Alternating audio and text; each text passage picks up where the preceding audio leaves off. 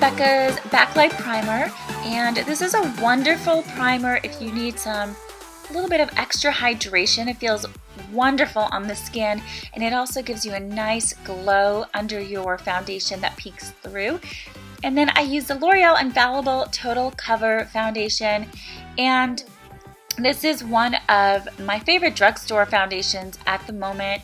It is very, very light on the skin, but very full coverage, which is hard to find. And then I went in with the Makeup Forever HD, and this is one of their correctors. It's got a little bit more of a salmony color, which I don't believe that the camera's picking up, but what it's doing is it's covering my dark circles, and I'm also popping that on my lid to kind of cancel out any redness, discoloration. And then I'm moving on to MAC's Prep and Prime. This is in Light Boost. Very, very thin consistency, and I'm using that as a highlight. So anytime you have a thin consistency highlighter, I prefer that because you really can't see it on your skin. It doesn't feel heavy, and I am just highlighting in the typical places that I like to highlight.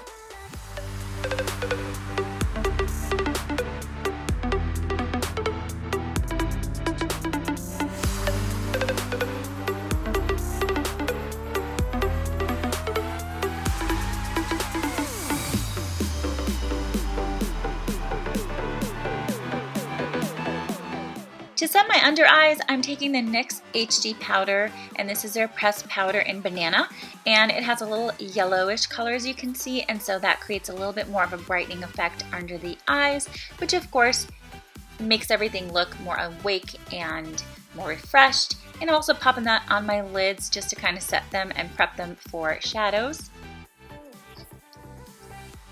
For the rest of my face, I'm going to be setting the foundation and everything else with the Coty Airspun, and then I'm moving on to brows, and I'm just going to whiz right through this and go super fast because you guys have seen me do this a million times. And I'm actually just using the medium color in their Duo brow powder with the Anastasia brush, and I'm barely having to fill in my brows these days, which is really nice. So I'm just doing a nice natural fill in where there's any sparse areas. And then I am moving on. I am going to set those suckers with some Anastasia clear brow gel and moving on to contouring. So I'm taking my Wet n Wild contour palette, and I am doing very slight contouring on my cheekbones and on my forehead. I'm basically just kind of placing it in the places that I want it to be, and then I'm going to be blending it out with the brush that I typically use for a bronzer and contour as well, and just blending out that contour really, really well. And I'm using the Hoola bronzer for a little bit more warmth and, you know, kind of a sun-kissed glow. And I'm basically going over all of the places I contoured. And I like to bring it down to my neck because I feel like my neck is always a different color, so kind of matches. For blush today, I'm using MAC's Melba. This is one of my favorite blushes of all time. It looks so good with so many different looks. And then moving on to eyes. So I'm taking a big fluffy brush, and I'm taking soft brown, and I'm just pretty much placing that everywhere, moving all the way up to the brow bone and just blending it out. And I'm using this as a transition color.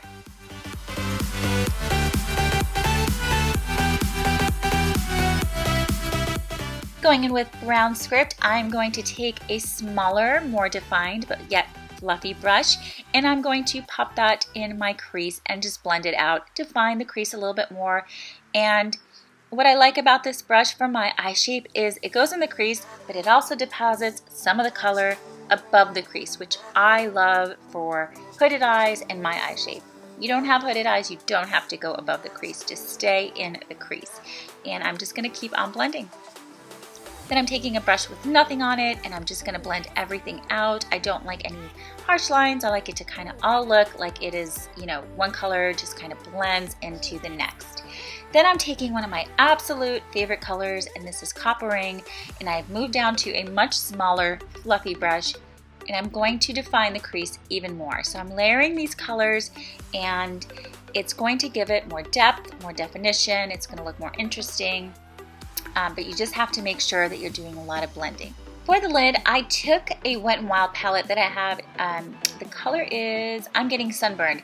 And I took the Goldie color, sprayed it with some Fix Plus, and I'm popping that on my lids. An alternative, a MAC alternative, which I could not find, was Amber Lights.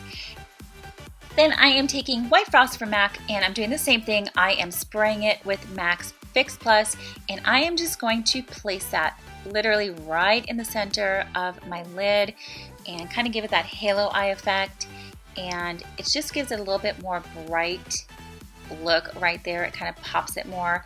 I'm taking the other brush with nothing on it and kind of just dusting it and blending that with the gold so it doesn't look too harsh. Then I'm going to my lower lash line, and I am taking a smudgy brush and popping brown script all over my lower lash line. I'm just smudging it out.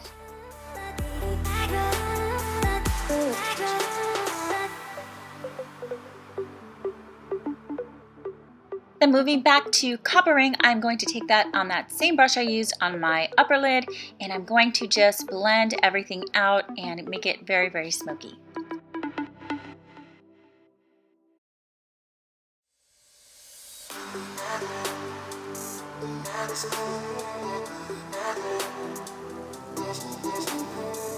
For my inner corner highlight and my brow bone highlight, I'm going to be using White Frost.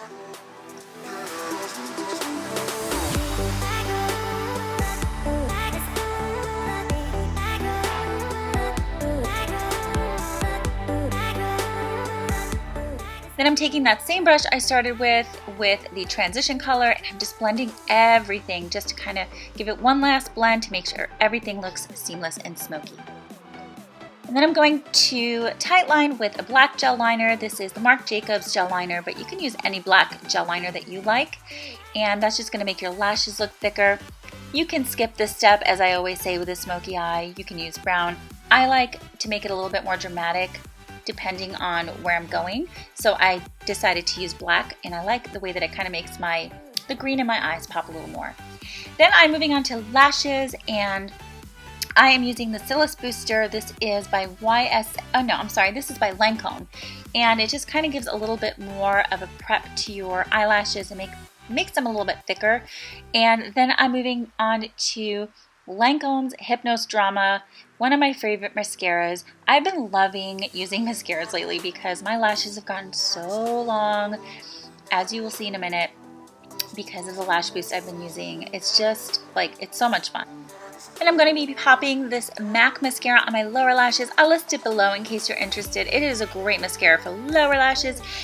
Then I'm moving back to Wet n Wild. This is a highlighter. I'm taking the very light Goldie shade in there, popping that on the bridge of my nose, my Cupid's bow, and I also did my cheeks. I don't know why that's not in there. And for lips, I'm using Revlon's Color Burst Matte Balm in the color Unapologetic. This is a beautiful color for spring and summer. I started using these 2 years ago. I absolutely love them. They last forever and they feel so moisturizing on the lips, so highly recommend. Alright you guys, so this is a final look. I really hope you enjoyed watching this video and you got some useful tips. And watch for MAC coming to Ulta. It's exciting. I will see you guys in the next one. Bye guys.